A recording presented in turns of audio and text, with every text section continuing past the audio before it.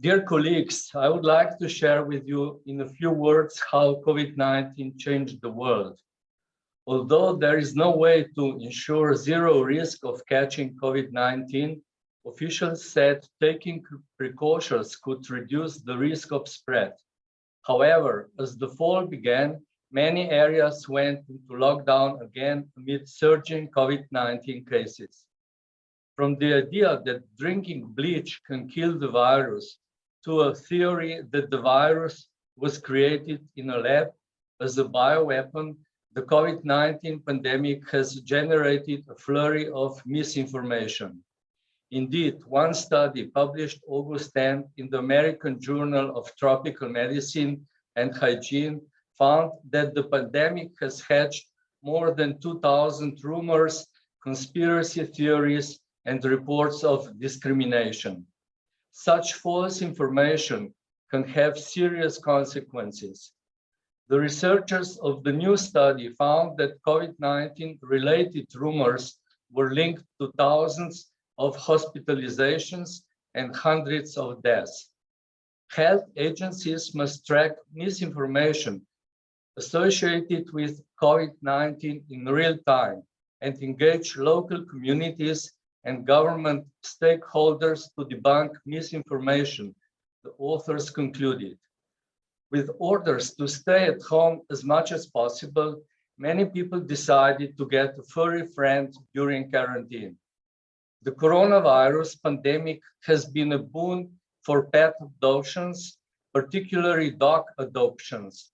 Many shelters, breeders, and pet stores reported a surge in applications for dogs with the demand far exceeding supply, according to the Washington Post. Some shelters reported double the number of adoptions compared with the previous year and needed to resort to wait lists to handle the demand. Not only is this good news for pets who need homes, but also for their humans, given that many studies show there are mental health benefits to pet ownership. Children seem to be largely spared from the most severe effect of COVID-19, but they can still act as spreaders of the disease. So many schools made the decision to close in 2020 and opt for virtual learning instead. Questions around how long to remain closed and how to safely reopen were the subject of much debate. As fall arrived with the number of schools still closed, many children seem to be falling behind in learning. Statewide polls have found that nearly 9 in 10 parents are worried about their children falling behind at school due to the pandemic closures, according to the Educational Trust. Coronavirus lockdowns, which slowed the normal hustle and bustle of cities to a near halt, also appeared to dramatically lower emissions of carbon dioxide around the world. A study published May 19 in the journal Nature Climate Change found that daily global carbon dioxide emissions dropped by 17% in early 2020, compared with the levels in 2019. That appears to be one of the biggest drops in recorded history. But this temporary drop is far from enough to undo the harmful effects of man-made climate change. Developing a new vaccine normally takes years to decades, but in an unprecedented feat, researchers created a coronavirus vaccine, taking it from the lab bench to bedside in just under 12 months.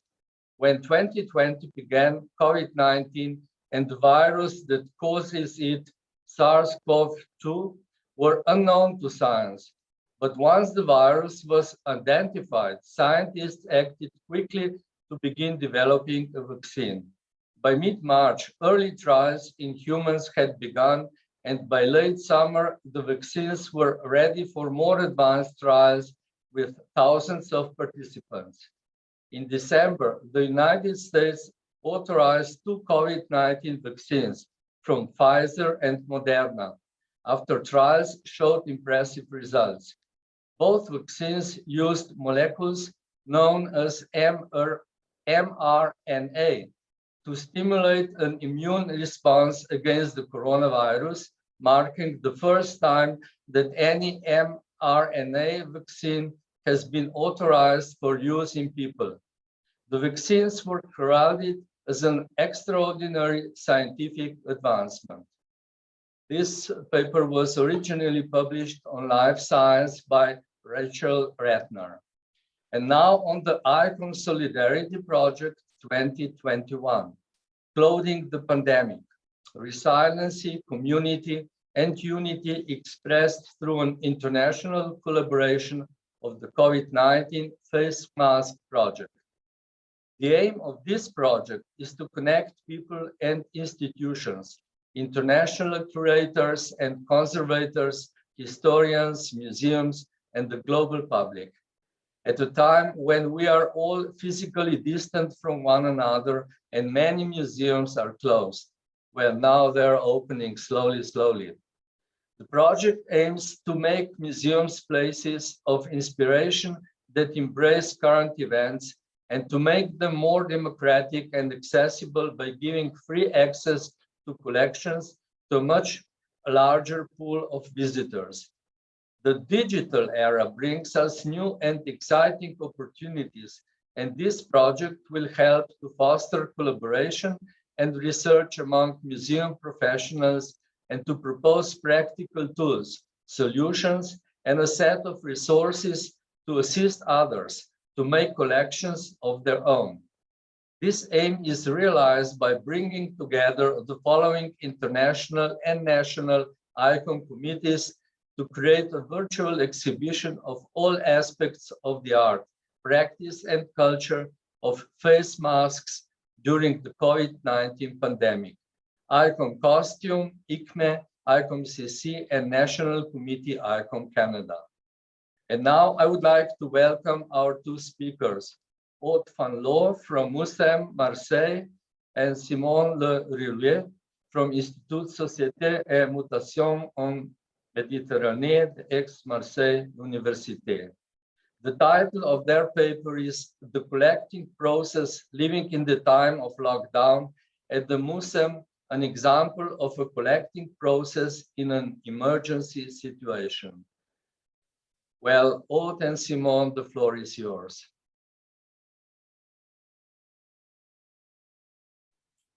Bonjour à tous. Merci beaucoup à Corinne et Roman pour l'organisation de cette journée. Merci aussi à Ralph et à l'ICME.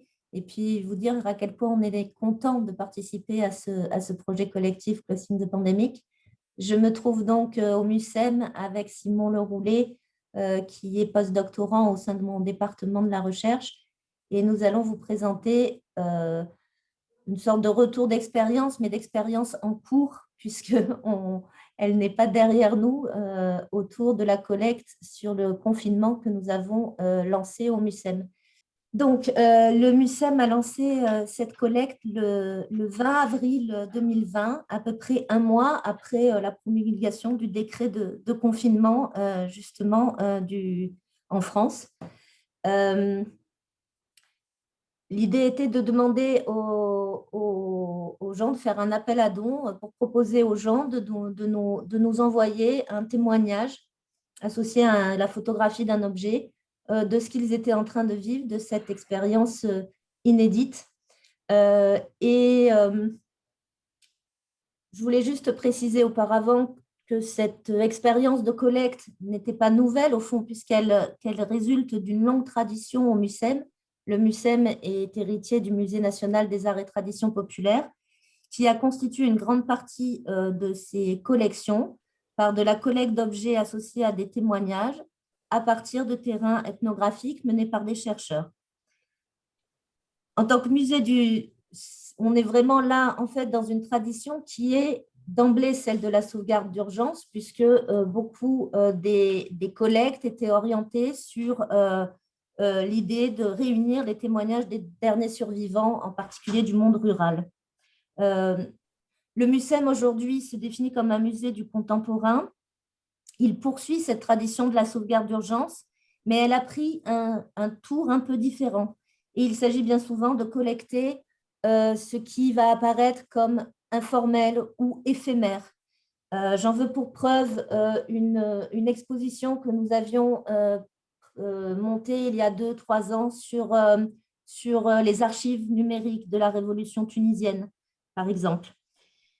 En tout cas, voilà, on est dans une continuité de tradition et en même temps, cette collecte Vivre au temps du confinement s'est fait dans l'improvisation et c'est dans cette improvisation-là que, bon an, mal an, on a réussi à faire des choses nouvelles et à expérimenter avec toutes les imperfections que ça peut avoir.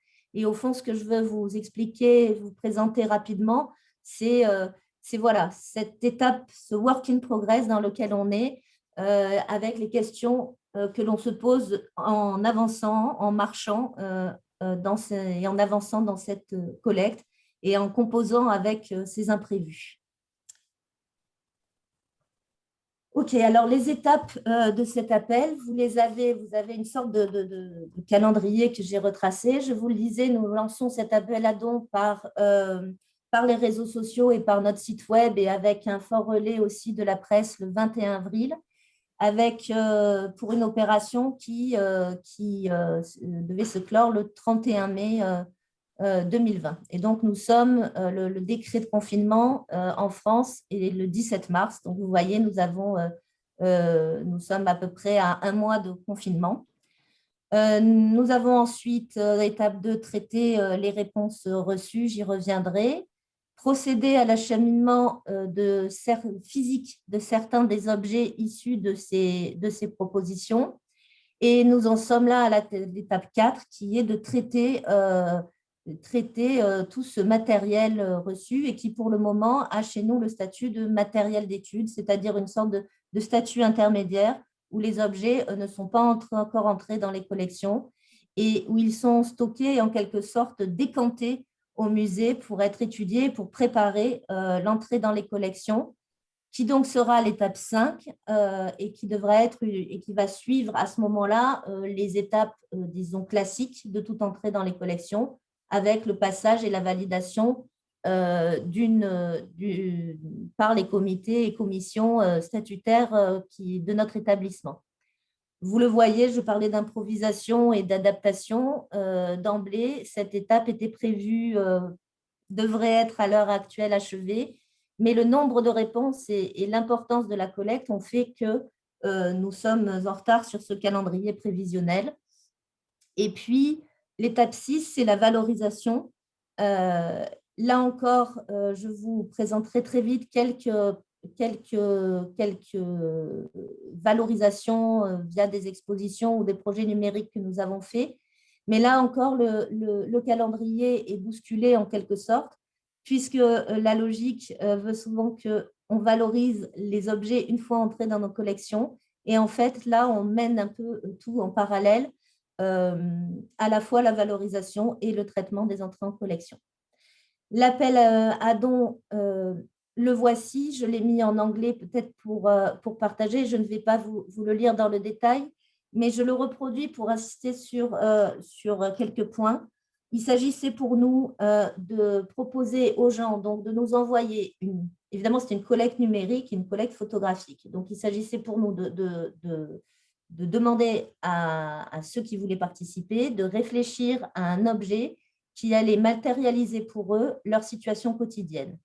Pour nous, les mots-clés, c'était ceux qui étaient liés à notre raison d'être, à notre positionnement en tant que musée, c'est-à-dire trouver des objets de l'ordinaire, trouver des objets du quotidien. La collecte s'appelle « Vivre au temps du confinement ». Donc, partir du quotidien et de l'ordinaire de ces objets pour montrer en quoi ces objets-là symbolisaient une condition de vie tout à fait inédite qui était celle du confinement. Et donc, les consignes, c'était d'envoyer un objet qui symbolisait cette période et de l'associer impérativement à un témoignage qui expliquait cet objet, qui expliquait la manière dont on l'avait fabriqué ou utilisé, qui expliquait le sens qu'on lui donnait et qu'il donnait à l'expérience qu'on était en train de vivre, à la fois de manière individuelle et collective. Nous avons reçu plus de 600 propositions en près de 3 semaines. Et je vous le disais, ce succès nous a à la fois évidemment beaucoup émus et en même temps beaucoup occupés. Et à partir de cette première étape donc, de la collecte, qui était une collecte photographique, nous avons, de manière collégiale, l'ensemble de l'équipe scientifique émis des avis pour proposer à certains des donateurs d'acheminer physiquement les objets, en plus de la proposition numérique. Les principes que nous avons retenus pour distinguer ce deuxième niveau de la collecte qui devenait un niveau physique d'objets, c'était bien sûr des principes de conservation matérielle possible, c'était des possibilités de don effectif de l'objet, c'était la pertinence par rapport à notre musée et les orientations que nous avions voulu donner à cet appel. Notamment, par exemple, nous avons reçu un certain nombre de propositions liées à l'éducation à la maison qui étaient faites par les parents puisqu'il n'y avait pas d'accès à l'école, comme Ralph le rappelait. Mais le musée de l'éducation ayant lui-même lancé une collecte, ce sont des propositions que nous avons reroutées vers le musée de l'éducation. Certaines propositions aussi étaient très implantées géographiquement à Marseille et et nous en avons proposé de ce fait un certain nombre, aux archives de Marseille qui elles-mêmes menaient une collecte. Après, l'autre critère, bien sûr, c'était la pertinence par rapport à un certain nombre de thématiques que nous n'avions pas forcément anticipées, mais qui s'étaient dégagées justement de cette masse d'objets. Et puis, c'était enfin une hiérarchie entre photographie, objet et témoignage. J'illustre ça de quelques exemples. Voilà des exemples d'objets que nous n'avons gardés qu'au niveau photographique. Par exemple, parce que lorsqu'on nous propose des clés d'appartement ou son smartphone, il est évident qu'on a plus en tête disons, un prêt éphémère, peut-être pour une exposition, qu'une entrée dans les collections, des clés de son appartement. Et ça, c'est un malentendu qui est revenu dans un certain nombre de propositions et qui, en fait, vient de la nature même de notre appel. Son objectif, c'était de constituer une collection. C'est comme ça que l'appel était présenté. Mais beaucoup y ont vu aussi une proposition d'exposition puisque c'est au fond l'attente et la représentation que beaucoup de publics ont de ce musée.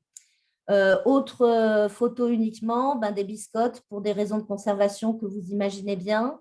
À droite, vous avez une proposition qui, par définition, n'est que photographique. Et puis, j'ai mis ce jeu des 7 familles fabriqué par une famille qui s'est auto-photographiée, puis dans ses activités de confinement, puis on a fait un jeu de cette famille dans lequel elle jouait en temps de confinement, qui est une proposition absolument passionnante, mais les donateurs nous ont dit, on vous laisse les photographies et le témoignage, mais on voudrait pouvoir encore un peu jouer à ce jeu et ne pas vous le donner.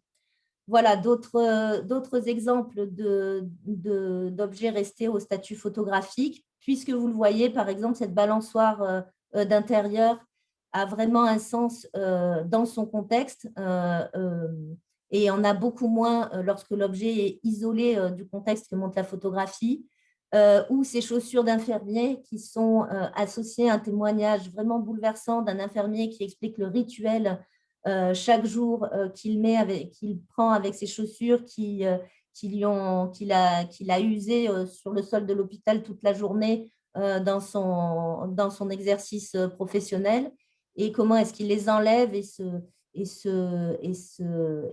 s'épure au fond des difficultés de la journée et toute l'importance qu'a donc ce petit rituel quotidien pour lui tout autant du confinement. Le témoignage est magnifique. Les chaussures en elles-mêmes ne nous ont pas semblé nécessaires à être collectées. Autre exemple, nous avons beaucoup eu de propositions liées au sport et à la pratique sportive.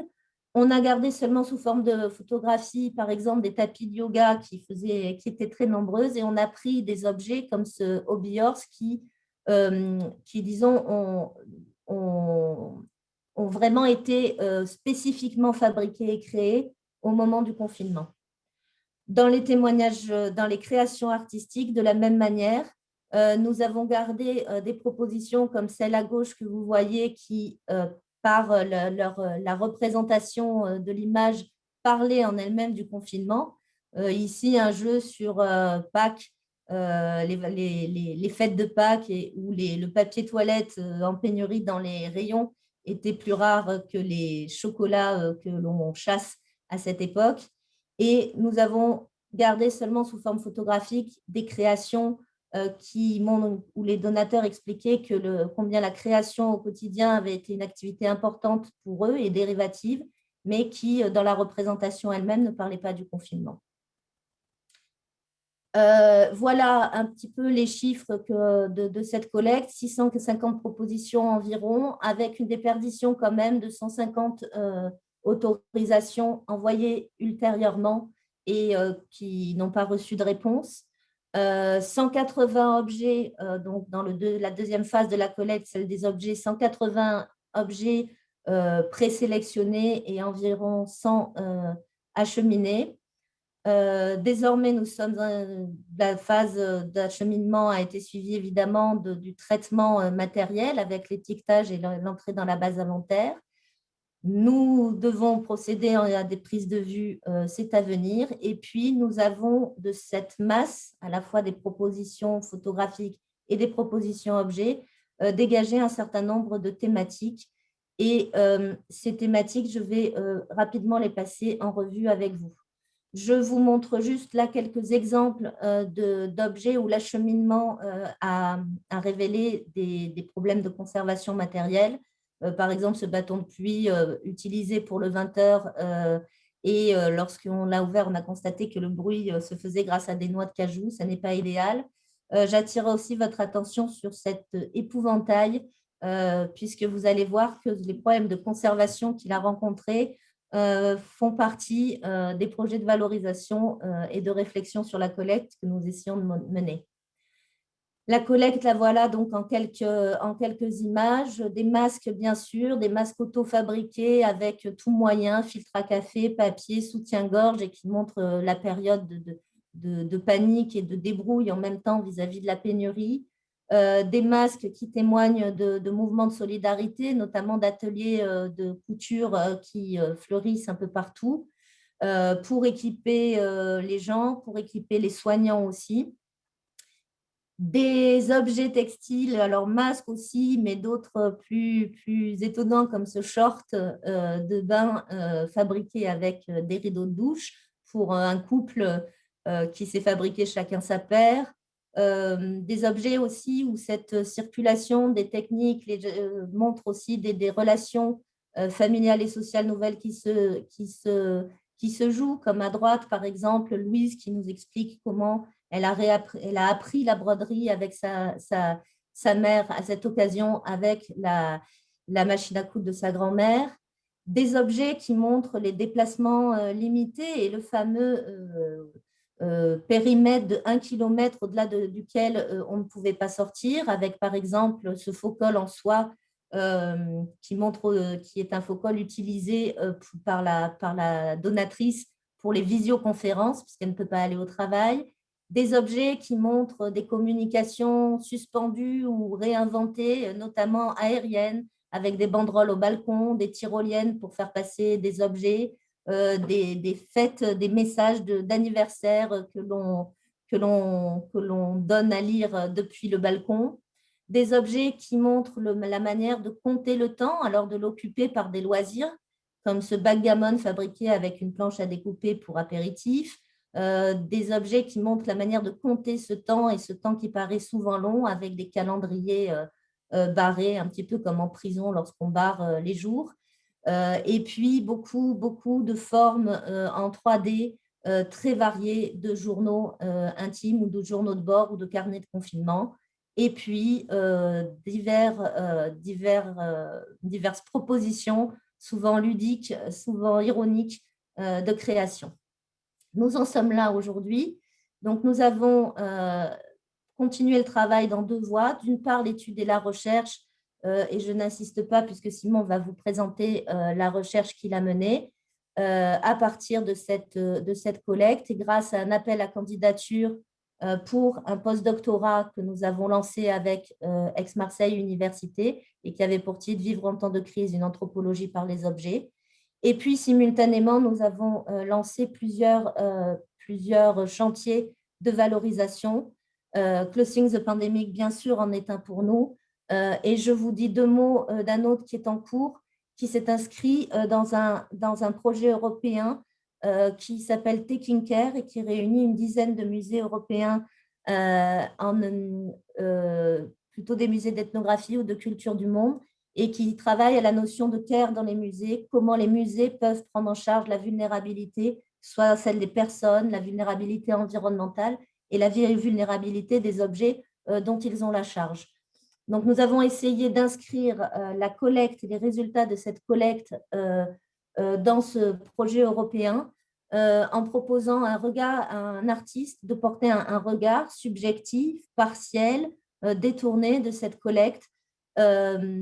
Et ce photographe, c'est Antoine D'Agata. C'est un photographe qui, pendant les 55 jours de confinement, tandis que nous collections des objets confinés à l'intérieur de chez soi, racontait à travers 18 000 photographies qu'il a prises, les rues vides, les rues désertées et fantomatiques, les hôpitaux et les centres de réanimation et de traitement qu'il prenait à la photo thermique et ce qui se passait dans les centres d'hébergement. Et donc, le croisement de ces deux collectes, c'est ce que nous essayons de faire à travers une réflexion un peu croisée sur ce que peut être le soin dans un musée et le soin dans le monde médical, avec des croisements aussi improvisés qui se sont montrés. Je vous donne l'exemple de cet épouvantail. Vous vous souvenez, je vous en ai parlé un peu précédemment. Il a été endommagé au cours de son stockage en tant que matériel d'étude, puisqu'il est devenu à son tour agent contaminant. Des bêtes ont été détectées. Il a été mis sous poche. Et au fond, il est devenu une sorte de point clé pour cette réflexion à la fois sur le soin et sur l'irréparable dans l'exposition. Voilà, j'ai trop parlé, donc je laisse à Simon. Je voulais juste vous laisser sur cette image de cet épouvantail. J'espère que vous avez entendu le cheminement. C'est un des objets de notre collecte qui a été endommagé pendant le stockage et qui est devenu lui-même en quelque sorte agent contaminant puisqu'il était infesté de bêtes.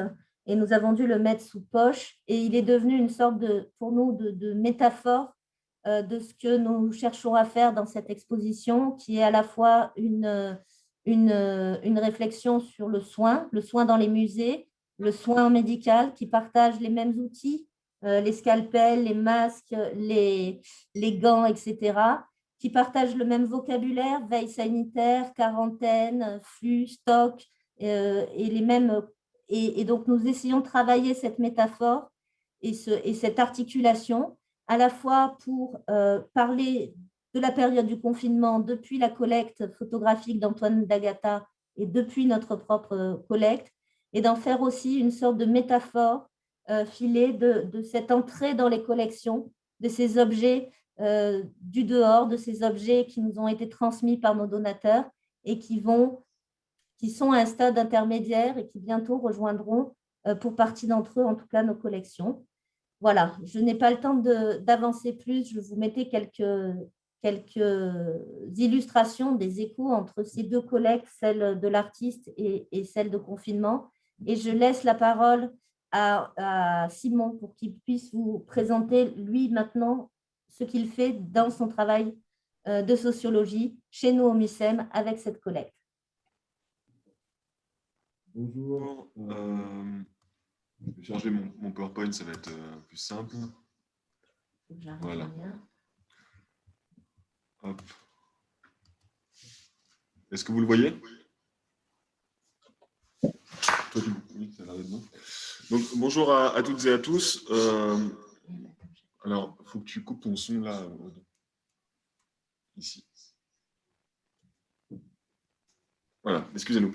Bonjour à toutes et à tous. Merci. Donc, moi, je suis Simon Rollet, je suis sociologue. J'ai été recruté dans le cadre de cette enquête collecte sur le confinement, en tant que sociologue, notamment de la vie quotidienne. Et donc, je suis arrivé dans le MUSEM sans trop de connaissances, justement, sur les milieux des arts ou du patrimoine.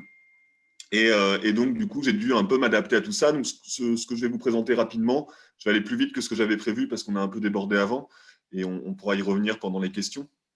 C'est un peu la cuisine méthodologique que j'ai proposée justement pour essayer de traiter cette collecte en m'appuyant notamment sur effectivement ce rapport assez étroit entre les enquêtes collecte et l'ethnologie, d'où cette citation de Denis Chevalier qui nous dit que seul un travail de recherche sur la production des objets et leurs usages va permettre de comprendre comment nos objets prennent souvent plusieurs fois dans leur existence des sens différents dans de nouveaux contextes, et qui ajoute que la tâche particulière de l'ethnologie au musée serait donc de mieux cerner les modalités de la production des cultures en mettant l'accent sur le changement des relations au lieu et au temps, car le musée ne peut pas se contenter d'une restitution de l'objet comme expression d'un rapport à un lieu ou un territoire unique. Bon, si j'ai mis cette citation-là, c'est que ce qui m'intéressait, c'était justement de se dire que les objets en tant que tels, ils disent des choses du quotidien des personnes, mais c'est leurs usages et la façon dont on va atteindre une sorte de palier un petit peu de généralisation qui nous permettra de comprendre la période qu'on a vécue. Pour rappeler quelques bases de la sociologie, qui sont souvent aussi oubliées par les collègues sociologues, il faut différencier la méthodologie des techniques d'enquête, c'est-à-dire les principes qui guident la recherche scientifique, et les techniques d'enquête qui sont l'ensemble des outils et des pratiques agencées pour collecter des données.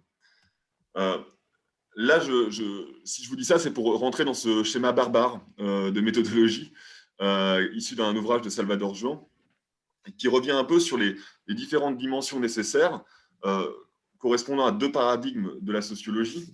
La sociologie compréhensive, davantage incarnée par Max Weber, la sociologie explicative, davantage incarnée par Émile Durkheim, et deux techniques, soit l'observation, soit l'expérimentation. L'observation qui effectivement appartient davantage au domaine de l'anthropologie et de l'ethnologie, et l'expérimentation davantage à la socio-économie ou des choses comme cela. Donc, je vais passer sur ces diapos qui sont en fait, on pourra y revenir s'il y a des questions plus précises, mais on a essayé en fait, chemin faisant, d'essayer de coller à chacune de ces dimensions-là, c'est-à-dire d'essayer d'être le plus exhaustif possible dans la méthodologie. Et la méthodologie, du coup, se retrouve aussi en chantier permanent. Donc, je passe, on y reviendra s'il y a des questions, ça sera plus simple. Ce travail, il est parti de quelques hypothèses préalables au moment de la réponse à cet appel. C'était que les objets sont donnés par rapport à leur qualité descriptive en raison de leur fonction pratique, c'est-à-dire de leurs usages, que les objets sont donnés par rapport à leur qualité descriptive en raison de leur fonction symbolique, du sens, et que les objets sont le médium d'un discours sur l'événement ou sur l'époque, et que la sociographie des sujets détermine le discours à travers l'objet. Alors, si je vous ai rappelé ces hypothèses-là, qui sont des hypothèses un peu générales, c'est qu'on était dans un contexte assez particulier d'une collecte participative, c'est-à-dire où l'appel était large et que les personnes étaient invitées à donner des objets. Ce qui fait qu'en fait, on a très peu de données initiales sur la sociographie des donateurs. On arrive à deviner dans les témoignages où ils vivent. On a de la localisation, hein, mais des fois, on arrive à deviner le type d'habitat en voyant les photos. On a très peu d'informations sur leur profession. Parfois, on arrive à deviner des informations sur l'âge, mais ce n'est jamais très précis. Et donc, on s'est retrouvé, vous allez le voir hein, au fur et à mesure de la discussion, un petit peu bloqué à un moment par rapport à cela. Puisque vu que c'était un appel participatif, bien évidemment, les canaux du musée et les canaux des musées en général étant ce qu'ils sont, et quand bien même les politiques des musées essaient de s'adresser davantage aux classes populaires, on s'est retrouvé à un moment avec quand même des donateurs qui, par les canaux de diffusion, étaient davantage des personnes de classe moyenne et supérieure. Donc c'est un premier biais qu'il a fallu prendre en compte dans l'enquête pour essayer, vous allez le voir, de pondérer, de compenser ce manque, cette absence des classes populaires. Donc, je ne vais pas revenir sur les phases de classification. Aude les a rappelées. On a commencé intuitivement à classer les objets. Donc, elle a parlé effectivement du comptage du temps, de la ritualisation, des solidarités, etc. Mais l'avantage de cette classification non scientifique a priori, c'est qu'elle a permis de définir des figures, des types d'objets, et de comprendre des circulations de sens entre ces différents types d'objets. Donc ça, c'était effectivement de l'observation explicative depuis ces traces sémantiques qui étaient les discours des acteurs, qui vont être passés à un logiciel d'analyse sémantique pour essayer de comprendre un petit peu quels sont les mots forts selon un certain nombre de variables. Donc là, par exemple, c'est juste les mots principaux qui accompagnent le corpus. Et on voit qu'effectivement, il y a la question du temps qui revient beaucoup, la question de l'objet qui est naturelle, le masque, la question des jours, des mois, des années qui sont également très présents. Et donc, on va essayer, à partir de tout ça, d'essayer d'objectiver un petit peu ce corpus. Interroger les absents fut donc quelque chose de nécessaire et que j'avais proposé et qui a plu à l'époque à Aude et à Émilie. Et on s'est dit qu'effectivement, si les classes populaires étaient peu représentées, c'était en tout cas quelque chose qu'on suggérait dans les donateurs, on a décidé de mettre en place cette recherche et d'avoir un volet d'enquête auprès de collectifs d'entraide qui sont nés pendant le confinement. Ces collectifs, ils sont 2 à Marseille pour l'instant. Peut-être qu'on j'irai faire aussi quelques entretiens à Lyon. Ces 2 collectifs qui se sont montés pendant le confinement pour essayer de gérer des situations de manque, que ce soit sur des questions relatives à l'alimentation ou que ce soit sur des questions relatives à l'habitat.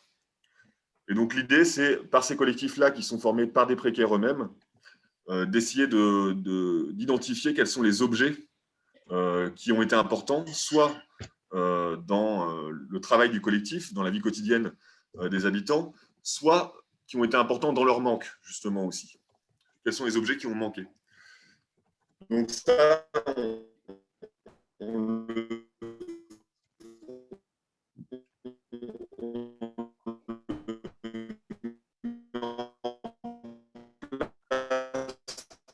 de l'observation et la description et des entretiens semi-directifs qui nous permettent effectivement de un peu les témoignages. Je vous ai mis l'exemple de montrer. C'est des questions très simples. L'idée, ce n'est pas nécessairement d'arriver avec des questions trop précises, c'est de faire parler les gens et de se retrouver progressivement à placer ces questions-là dans des ordres qui peuvent être différents, puisque l'idée, c'est de ne pas frustrer le discours de l'autre, mais de ne pas oublier des thématiques qui nous intéressent. Depuis ces questions qui sont thématisées, ça nous permet par la suite de classer les réponses, c'est-à-dire d'extraire des entretiens retranscrits, le rapport association, ça dans un tableau pour qu'ils sont identifiés. Alors, le problème de ces collectifs, c'est qu'ils sont difficilement pénétrables par la recherche, donc ça prend du temps, c'est-à-dire qu'il faut montrer patte blanche, il faut qu'il y ait une relation de confiance. Donc c'est aussi ce qui explique les décalages que Aude a mentionnés. Et le problème 2, c'est qu'on peut aller enquêter sur ces collectifs de précaires, mais il nous manque toujours des données sur les donateurs de la collecte initiale. Alors pourquoi c'est un problème? Parce que justement, ça serait intéressant d'avoir par exemple des informations sur les niveaux de revenus, sur le type d'habitat, un peu plus précises pour réussir à la fois à créer des variables dans l'analyse des témoignages, nous permettant justement de voir si la question du manque d'espace de revenus ou à l'habitat, la question, les motifs de déplacement, d'essayer de voir si effectivement ils touchent plus les gens en ville ou les gens en milieu rural, en tout cas d'essayer de définir un petit peu tout ça. C'est pourquoi on va essayer notamment d'essayer de faire passer un questionnaire assez court pour essayer de collecter un petit peu ces informations auprès des donateurs. L'idée sera donc de dessiner les sociographies des donateurs. d'atteindre une forme d'expérimentation explicative un peu classique, et de pouvoir échantillonner aussi, c'est-à-dire de pouvoir définir des idéotypes pour pouvoir choisir avec qui nous pourrons faire les entretiens.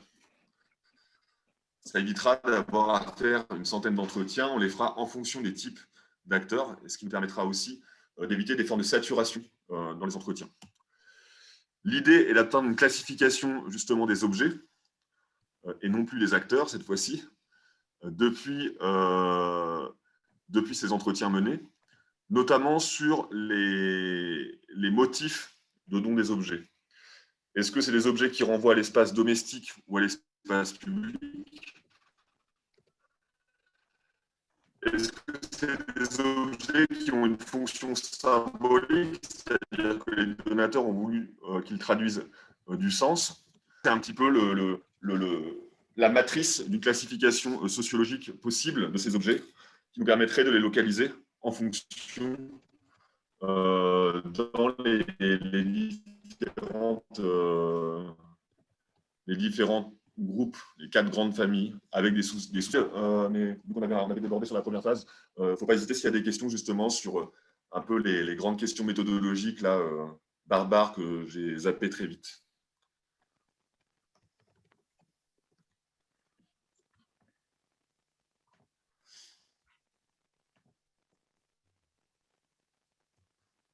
Voilà, je ne sais pas si vous nous entendez, on a fini notre présentation. Voilà, Je voulais juste dire au fond, ce que je voulais vous faire passer aussi, c'est que dans toutes les étapes, au fond, aussi bien de l'appel que de la mise en patrimoine en collection et que de la recherche qu'on peut faire à partir de cette collecte, au fond, tout ça est déterminé, tout ça travaille ensemble. Les deux vocations initiales, les deux ambitions initiales qu'on avait avec cette collecte quand on l'a lancée, quand Émilie Girard, notre directrice scientifique, et Jean-François Chounier, notre président, l'ont lancée en avril. Et c'était cette double ambition de faire collectivement une collection à partir des objets ordinaires et des acteurs et du quotidien. C'était cette ambition patrimoniale et c'était en même temps, bien sûr, pour le musée, un moyen de garder contact avec ses publics via une opération participative.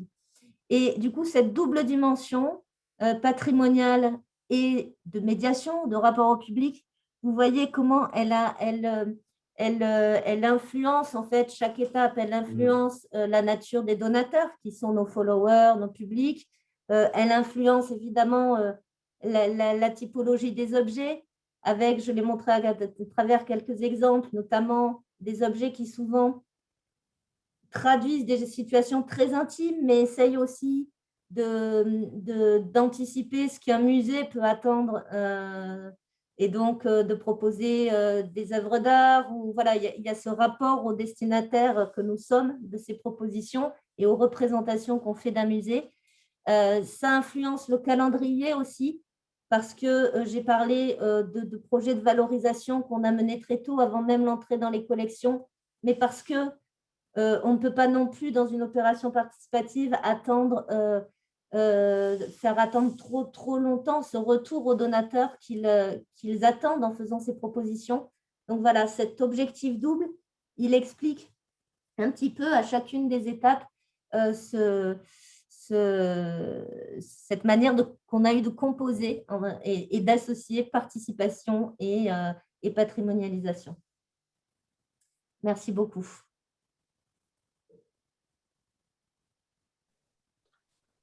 Well, thank you very, very much, Wout and Simone.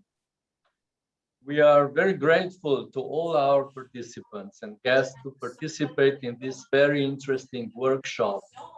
We shall make a small break for 5 minutes, and then we continue with the second part, introduced and moderated by Elka Weinstein and Sasha Privet from My name is Sasha Privet of ICOM Canada and the Royal Ontario Museum, and I have the pleasure of co-chairing this part with ICOM Canada colleague Elka Weinstein. Before I begin, I'd like to acknowledge that Elke and I are joining you from Toronto, which is located on the traditional territory of many nations, including the Mississaugas of the Credit, the Anishinaabe, the Chippewa, the Haudenosaunee, and the Wendat peoples, and is now home to many diverse First Nations, Inuit, and Métis peoples. We also acknowledge that Toronto is covered by Treaty 13, signed with the Mississaugas of the Credit, and the Williams Treaty, signed with multiple Mississaugas and Chippewa bands. While we acknowledge these lands out of respect for the Indigenous peoples who have cared for them, we also recognize that land acknowledgements are imperfect steps toward decolonization. We voice them as a reminder of a larger commitment to challenging ourselves, to expanding our understanding of the legacy of colonialism, and to doing the work necessary to disrupt and dismantle this legacy for now and for the future. We are welcoming you on behalf of ICOM Canada. As the Canadian National Committee of ICOM, we sit at the intersection of the Canadian and global museum communities, and we are thrilled to be part of this exciting and important project. And we'd like to thank everybody involved who has made it possible. And for me, from my Royal Ontario Museum vantage point, I'm excited that as a museum, we are part of this project as well. I'd like to give great credit and commend the three curators, Drs. Alexandra Palmer, Sarah Fee, and Fahmida Suleiman, who have been collecting face masks throughout the pandemic. These will be on view in the online exhibition accompanying this project, as well as in the exhibition currently titled Unmasking the Pandemic, Human Stories Told Through COVID-19 Face Masks, which will open at the Royal Ontario Museum in September. Now over to you, Elke. Thanks, Sasha. So just bear with me. I want to introduce the two groups that are that have been involved in these two projects. So I want to talk about the Woodland Cultural Center, and I also want to introduce the artists and curators who are involved in, have been involved in both of these projects. So the first one is called Covered Uncovered. And the Woodland Cultural Center is a museum and cultural center located in a former public school on the grounds of the former Mohawk Institute, a residential school for Indigenous children from the nearby Six Nations Reserve and other reserves in the provinces of Ontario and Quebec. And I'm sure you've seen on the news the disturbing information and news that we've had from various residential school properties across Canada recently. Following the closure of the Mohawk Institute in 1970, the Woodland Cultural Center opened on the site in 1972 as an organization focused on research, history, and later the arts. Woodland's cultural and historical interpretation programming utilizes the historic Mohawk Institute building to teach about the history of residential schools in Canada.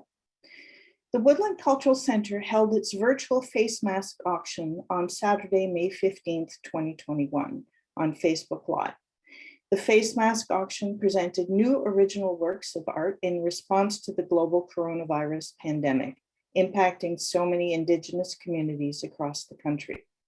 The artful masks created include mixed media, including glass beads, porcupine quills, leather, and found objects. The masks are both functional and sculptural. The curator and auctioneer is Patricia Dedman, who's a curator and an artist. Patricia is a celebrated artist, an independent curator, and a writer. Born in Ohsweken, Ontario, her passion for art has played an instrumental role in the preservation and the evolution of Indigenous art.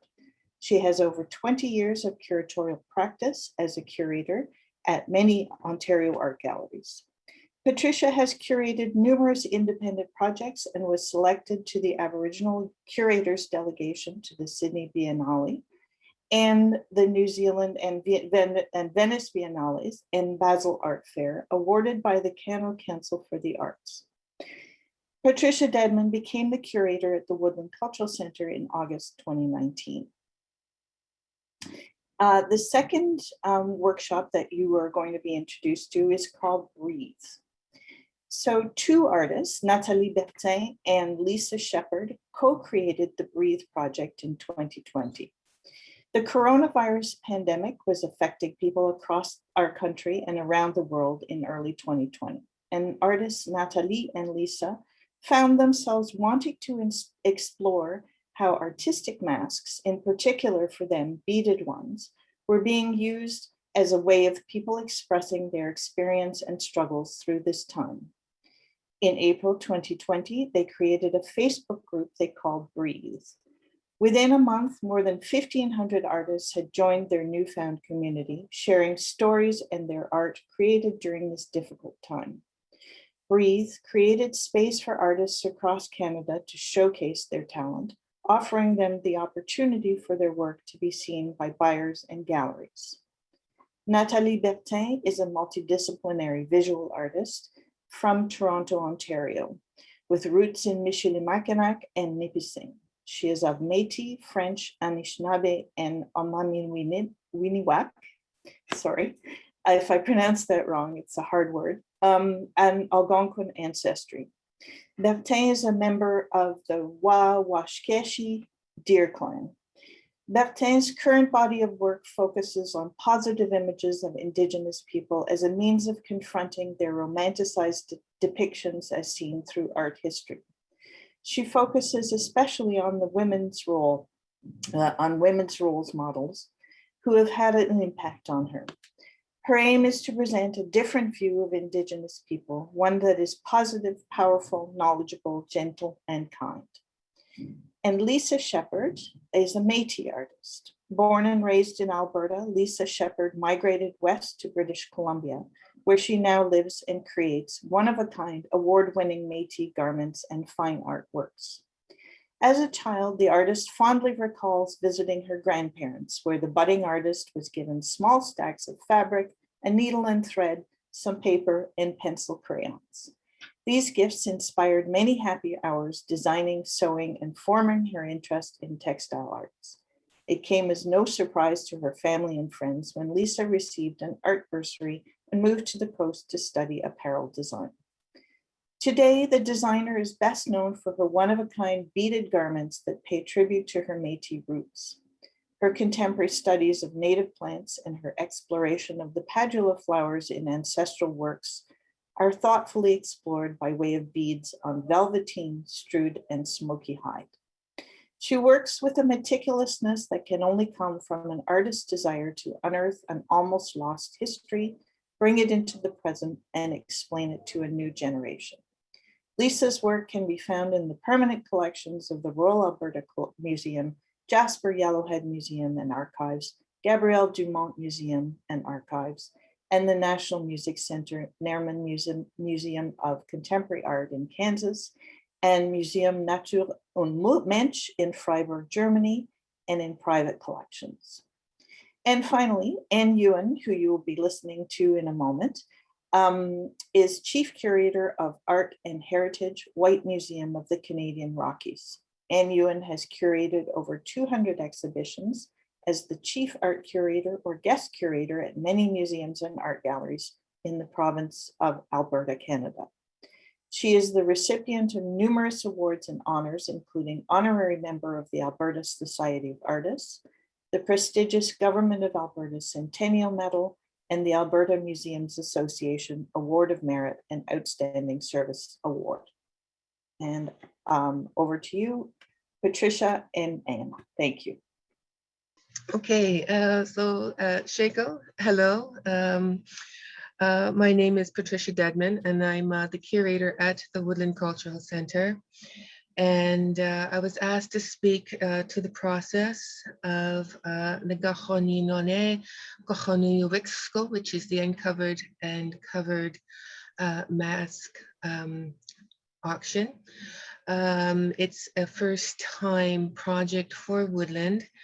And really, I'll like to just speak basically just to the process, but also to address and take a look at the Woodland's mandate, but really working towards, or really rather moving forwards to the Indianization of in Canadian galleries and museums.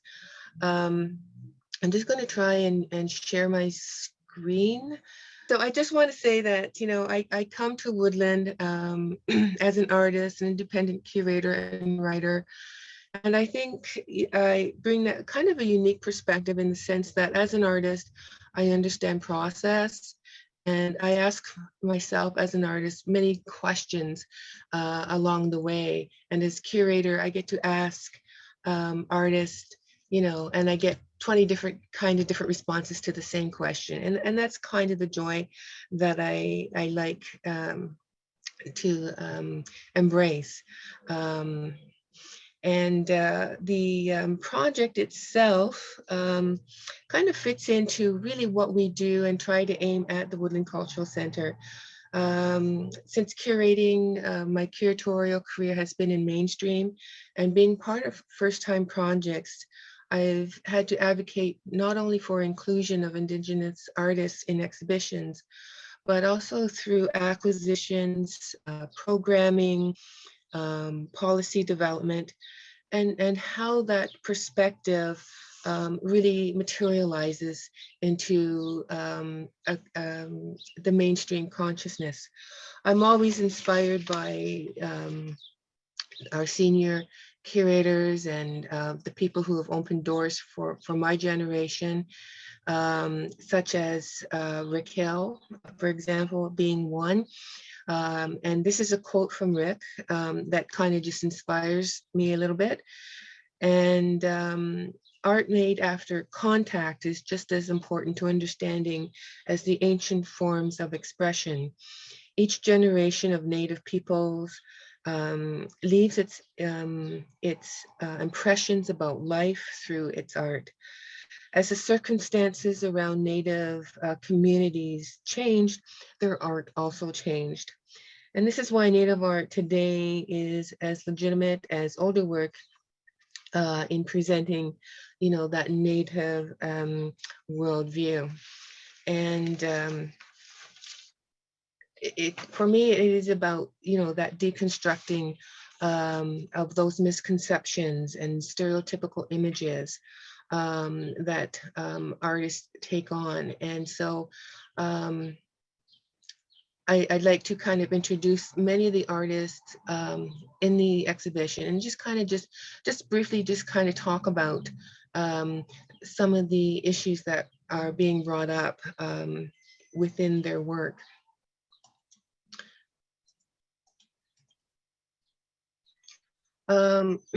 Janice Montour, who is our executive director at Woodland, says it well. She says it best, really. Artists respond to the world around them in a way that only they can. To showcase these masks truly represents the impacts a global pandemic has had on individual and communities. The impacts of the pandemic had on artists and arts organizations like the Woodland Cultural Center has been detrimental. However, she saw artists and arts organizations shift their activities in new ways to ensure that we continue to create and present art with this auction. And she hoped that it brought to light the importance of art in our world, and more specifically to our communities. And I think that really summarizes, the Woodland Cultural Center and our goals and aims. Before I talk about a little bit more in depth about the process, I just want to go back and just reiterate who the Woodland Cultural is, what we do, how we do it, and why we do it. And thank you, Elka, for that brief introduction, because again, I'm not going to read through all this, because again, bringing that curatorial experience together, some of the goals that we look at is the utilitarian functionality and the qualities that masks and our objects have within the collection. There's a kind of a refinement of the visual and tactile and the intellectual knowledge and the aesthetic value that artists bring to the table. And it really is about also deconstructing the old Western paradigm of, handcrafted versus industrial production of what is fine art and craft. And so there's so much to talk about. It was really hard for me to kind of just take a topic because I think each one deserves its own lecture.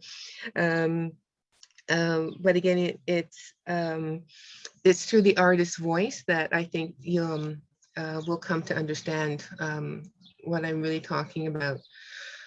But again, coming back to really, it's about the foundation of and those core values of what makes Woodland distinctive when it comes to talking about what is Indigenous art, really. And it's a question that has followed us since, you know, there's been Indigenous art history.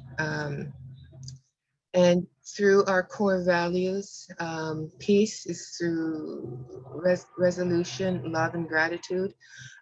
These all resonate from our Thanksgiving address and our creation stories, which are very unique to the Haudenosaunee. We represent the 6 nations, that being that of Seneca, Cayuga, Onondaga, Oneida, Mohawk, and Tuscarora. And we have all 6 languages present on the land. And that really materializes through the type of programming that we do by incorporating language and the role that language plays in our communities. So whether it be, you know, anything from birth to funeral rites, it is very integral to our life.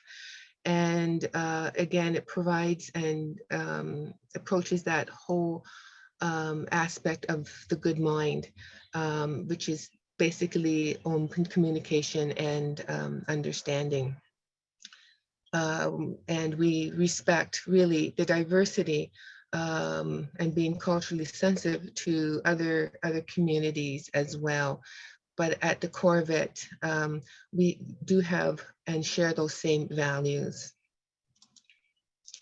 It's through the good mind, through commitment, respect, responsibility that Woodland produces a degree of stewardship and excellence in providing research, history, and contributing to that theoretical discourse, which frames that Indigenous art history. As an artist, I never saw myself sitting behind the desk of Tom Hill, Canada's first Indigenous curator. Those are pretty big moccasins to fill. But through his generosity and sharing and advocation over the years, that I find myself where I am today. And the issues that he talks about, you know, within my lifetime are still resonate today. And there's been, I'm pleased to say, many changes within institutions to include what we would like to present in order to be able to protect and promote those tangible and intangible qualities. And it is through the multidisciplinary approach that Woodland takes through, whether it be through visual arts, dance, theater, music. It's all about the interconnectedness. And I'll just kind of maybe point out a few artists who kind of are the epitome of that philosophy. And of course, it's also grounded in power and strength, the generosity and collective thinking. I'm only one small voice so I have no way here to represent everyone, because we all bring our specialties to the table. And that's why I really enjoy working at Woodland, because everything is there. The language, the library and archives, the permanent collection, which houses our material culture, the extensive education programming that we do, it's all integral and it's all of the same. And there's really no separation or kind of hierarchy of how things are put together. And so We rely heavily on our community members as well in order to be able to support and mentor one another for the next generations, because that's what it's all about. It's for the seventh generation. And it's really, you know, that celebration of who we are as Indigenous people. So you say, how does this all kind of materialize from a curatorial perspective, from an Indigenous perspective? It really contextualizes that critical role, at least for me, in the role of the museum as artifact, material culture, and artistic practice that really posits that artwork within that framework of contemporary art history. And that's the fun part of the job, is when you start to deconstruct this paradigm shift that kind of exists in post-colonial theory. And really, as you can also see, you know, the underlying currents of the effects of the work that we do. It really is a lifelong journey of understanding those relationships and interconnectedness, not only the multidisciplinary arts, but addressing those critical issues, the influences and relationships, such as identity, politics, the material culture, the history. It's all in one and the same. So this project, Masks, serve really as a point of departure. It's really to begin to understand that sense of modernism. And this is what has also excluded our work from mainstream institutions, because again, it's viewed within a different lens, whether it be through connoisseurship or classification of ethnic or tourist art or fine art. You know, there's that built-in hierarchy where that doesn't really exist. We take more or less a holistic approach.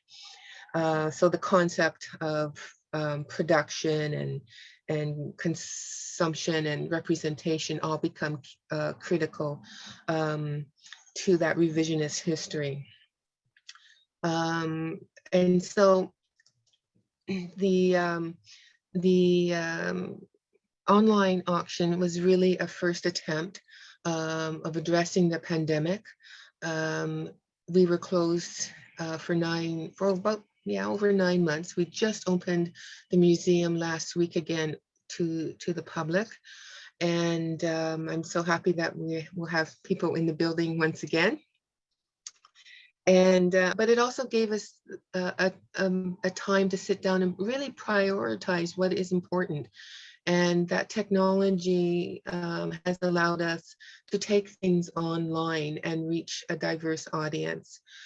And so we put out the national call for submissions, and in response to having artists' response to that global pandemic and how it impacts not only the individual, but our communities. They were asked to make a mask that was either functional or sculptural, using traditional materials or anything from contemporary materials. We, if you were a welder, weld us a mask. If you were a ceramist, you know, make us a mask of clay. It was the proceeds of the auction benefited the artists. So half went to the artist, the other half is going to support future artistic and educational programming for the center. And really what has come from this, the masks represent resilience and perseverance in this difficult and uncertain time. And they continue, artists continue to have these creative methods that share that cultural knowledge and that guiding light and offering hope. And this is not the first mask auction online in Canada. And Anne, you'll speak to more about Breathe, because some of the artists from Breathe also participated in our auction. The Harbourfront Center also did a mask auction as well. And so really the question became quite simply, why or what do masks represent to you and how do you view it? And so we got many responses. But basically, the overall view of the process is that we put out the call for Indigenous artists to make the masks. They were invited to register online. Basically, we accepted pretty much everybody's registration. We had few submissions. We had a very short turnaround time. And so we had initially, over a couple dozen entries, submissions. And then as time went on, some artists had to drop out just because of the nature of their process. They were unable to finish in time. So something we learned. The masks and sent in, they were photographed and recorded on video. Layla interviewed the artists. They were pre-recorded and their segments were edited and played during the live event. There was a live Facebook 15-minute promo video that myself and Janice and Layla put together for the auction. And the live Facebook event was promoted and people could comment their bids on each item during the live event. So the event itself was about an hour and a half, and you can actually see the replay on our website. Bidders were encouraged to share and they would be then entered to win an Orange Shirt Day hoodie, which also represents, that history and education of the Mohawk Institute. So again, the bidding was open for 1 week. And so 50% of the revenue went, like I say, to the artist and back to Woodland. And some of the artists, they donated 100% of their revenue back to specific charities that they had specifically in mind, whether it be a language center or a grassroots community initiative. The community, not in general, was also supported through the auction. So this is just a screen capture of what people encountered on the day of the auction. Layla Black is our marketing and arts programming supervisor, and Janice Montour is our executive director. We opened with our Thanksgiving address, as we do with any event. So with that, I would just like to I know my time is short. I would just like to briefly run through and introduce you to the artist. Kelly Green is a multidisciplinary artist and associated with Woodland for many years. The mask that she did was Their Allure to the Pasture Rose. And again, Kelly's work really is about the environment, science, the landscape. Her previous works address political history and activism, but again, it's all about the strength and perseverance. And this is kind of one of the underlying currents or themes that continue to show out throughout this auction. And again, like most of us, Kelly is again learning more about her culture as she continues her journey. This is Maxine. Maxine is a fiber artist who works in an eco-friendly environment, creating that awareness, and really explores those relationships between form and function. Her Mama Bear mask is really reminiscent of much of our material culture, and because again, she has an extensive history of interpreting the baskets through her family. And so the symbolism and the representation of the animals, as guardians and healers are all within our worldview. Santi Smith is a choreographer, renowned performer, and she comes from a long line of potters. Her grandparents were Elda and Oliver Smith, who worked under Flint and Feather, who worked very much in this traditional pottery design, which is very unique to our culture. And her mom and dad, Lee and Steve, is the next generation. And Lee, they both kind of are influenced by other Southwest potters, the Pueblo, and also Steve uses the sgraffito Italian effect of layering in his pottery. Whereas Santi's movement as a dancer, her work is very rhythmic, it's lyrical, and again, the transition between the material culture and contemporary dance becomes very, very self-evident.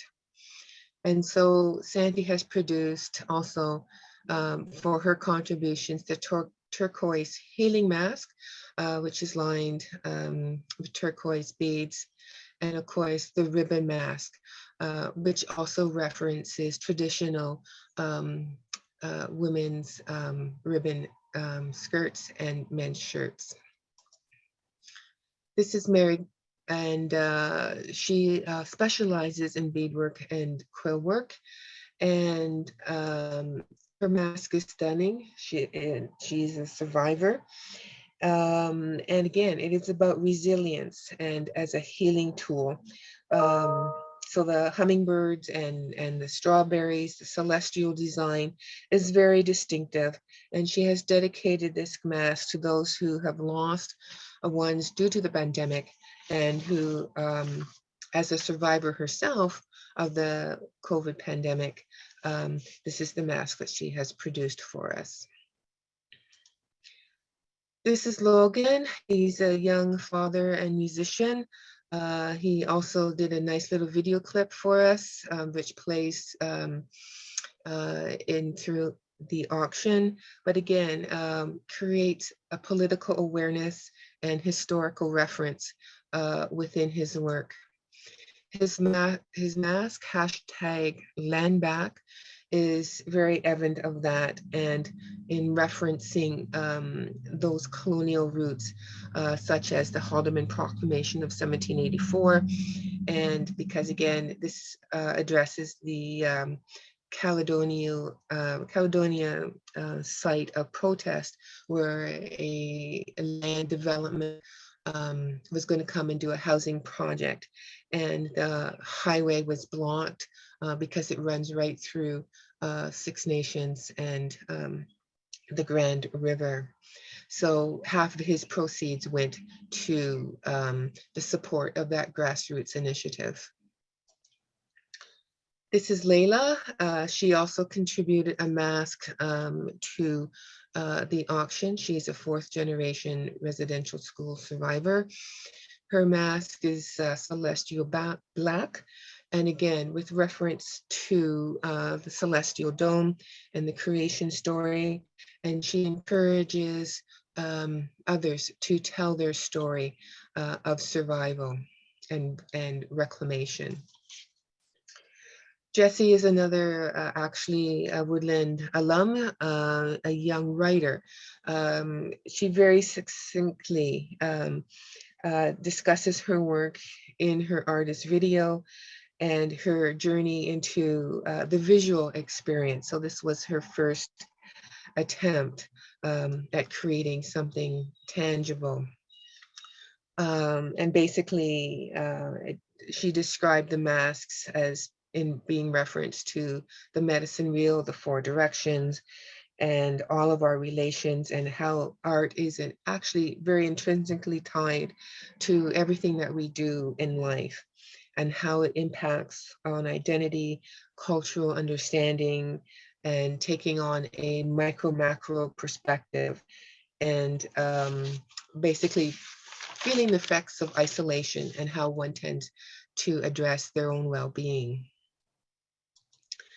This is Laura. She's a self-taught Anishinaabe artist who was influenced by her renowned uncle, Jean Lafard, who is a painter. and Laura's mask is called Stronger Together. It's really, as a fiber artist, supports really goes back to the patchwork quilts that are really historical, not exclusive to community, but it takes on a different connotation.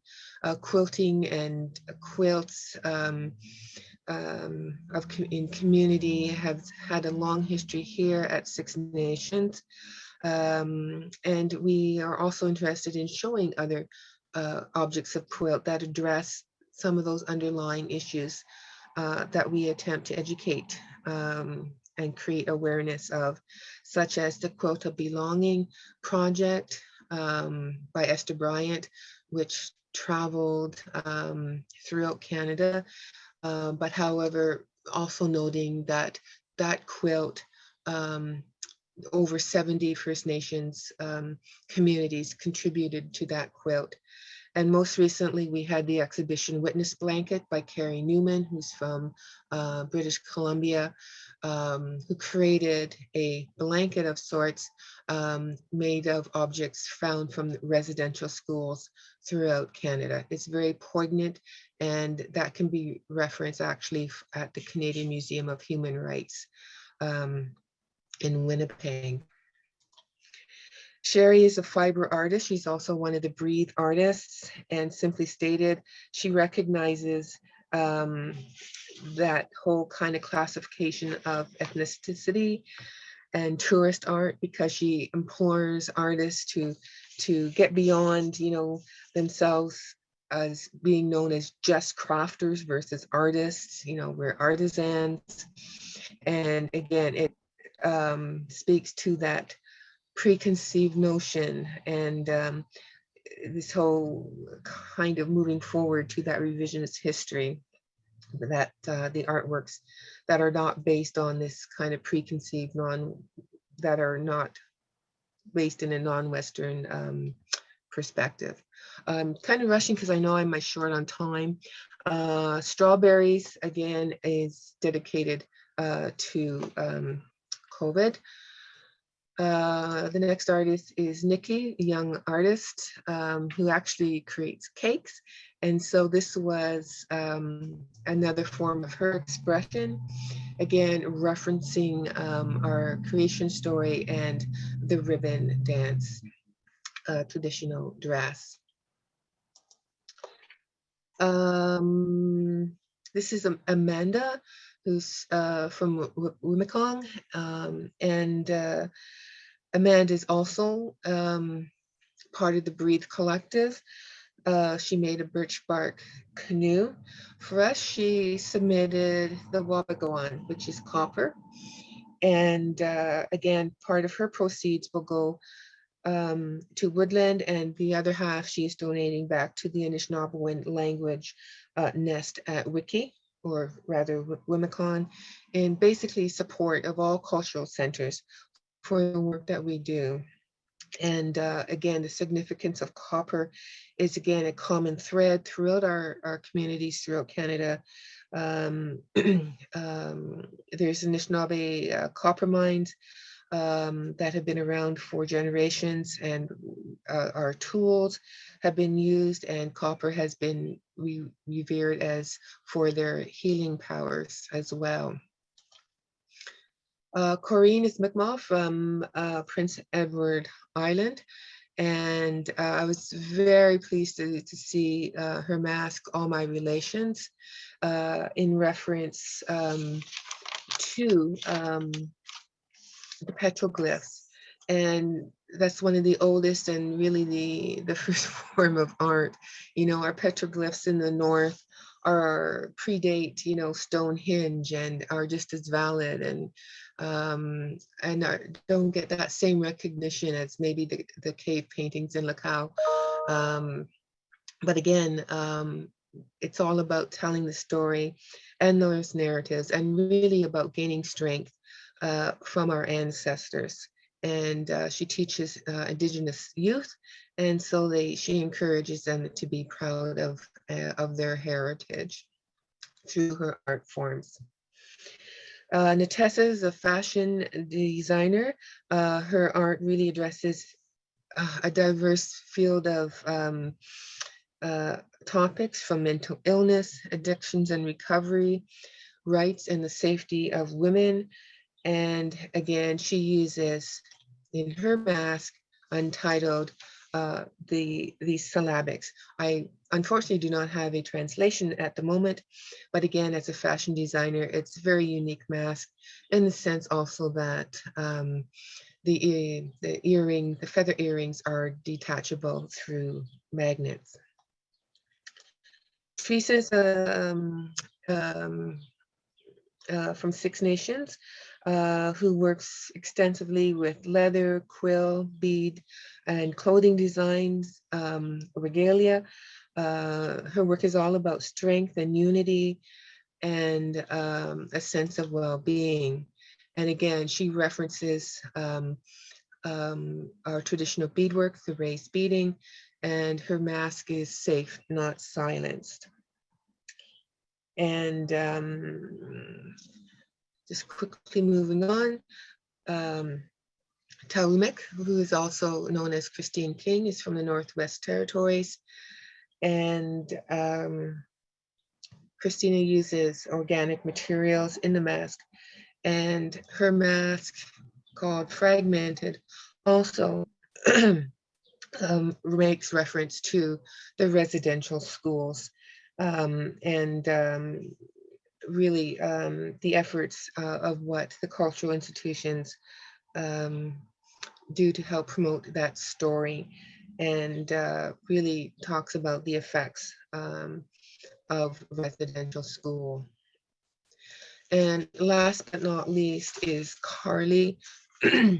Carrie is also our Save the Evidence coordinator, who's now on mat leave, but she has her own beading business as well.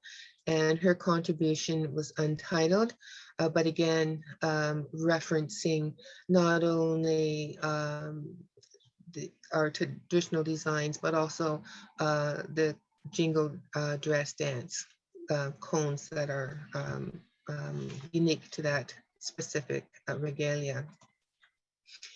So the mask auction in itself, we had over 2,300 views on Facebook with over 400 comments. We raised almost $5,000 for the artists and Woodland, and it's benefited other Indigenous organizations and community groups. Collectors purchased masks and donated it back to the collection. And again, supported our artists, and really to highlight and celebrate and acknowledge. Sorry, I'm just going to quickly wrap this up. And so we have come full circle, because again, it is about a shared time, place, and space.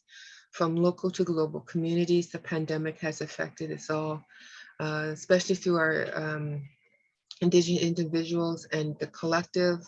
We remain having common values, but again, remain distinct.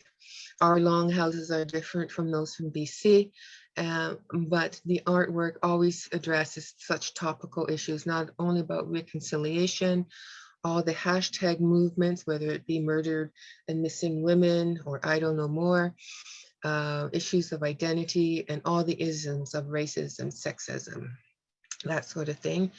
And the common threads, again, you can't talk about reconciliation without talking about resistance, reclamation, reconstruction, responsibility, and most importantly, resilience. And so it's really about taking that holistic perspective and understanding how those values that I mentioned before and those relationships and interconnectedness come together through this art auction. So Nyawe, thank you. So with regards to the Breathe project, we learned about it through a colleague, and we're absolutely intrigued by it because it was so pertinent to the entire COVID timing. Our museum closed literally the day that COVID was announced. And we went into, I don't know if it was shock or if it was just an operational mode whereby we really needed to stay focused on keeping everybody healthy. One of the challenges of being a museum in the town of Banff is that Banff was established as a tourist center, and we service a huge amount of international tourists yearly. And of course, these people are coming from all over the world. We don't know whether they've been inoculated or, we know who's inoculated in this region. Alberta Health Services can tell us how many people in the province have been inoculated, but we don't know that from people coming from other provinces and or international communities.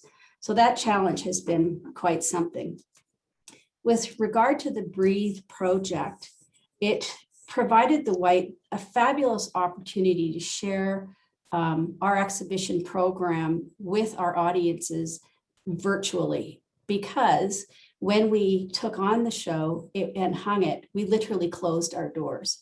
So it was our very first jump into the virtual exhibition venue, if you will. And since then, it has given us the opportunity to learn how to do it better. So we now have quite a number of exhibitions online. We have an Indigenous language program that we do with the Stoney Nakoda Nation. And which is really interesting because the fellow who gives the talk is in one spot, and we connect with our curatorial team in the vault where we pull out Aboriginal objects to augment his discussion. I guess I should have started this off by acknowledging that we are on Treaty 6, 7, and 8 nations property. And in the spirit of reconciliation, we acknowledge that we live, play, and work on these traditional territories. And they are of the Ahari Nakota Nation, which are the Bearspaw, Wesley, and Chiniki, the Blackfoot Confederacy, which are the Siksika, Kainai, and Piikani, and the Tsuut'ina, part of the Dene people, the Tanaka, the Sesquim, and the Mountain Cree, and Métis. Our program here at the museum includes a lot of Stoney Nakoda programming as well as Blackfoot programming. And that is on our, I won't say it's our mandate, but because our founders were very good friends with the Stoney Nakoda Nation, we've continued that practice by exhibiting their treasures and also exhibiting work by contemporary artists of that nation and others. So again, back to the Breathe project, it fit in perfectly with our programming because it highlighted some of our own elements. We do have some masks in the collection. Obviously, they're historic.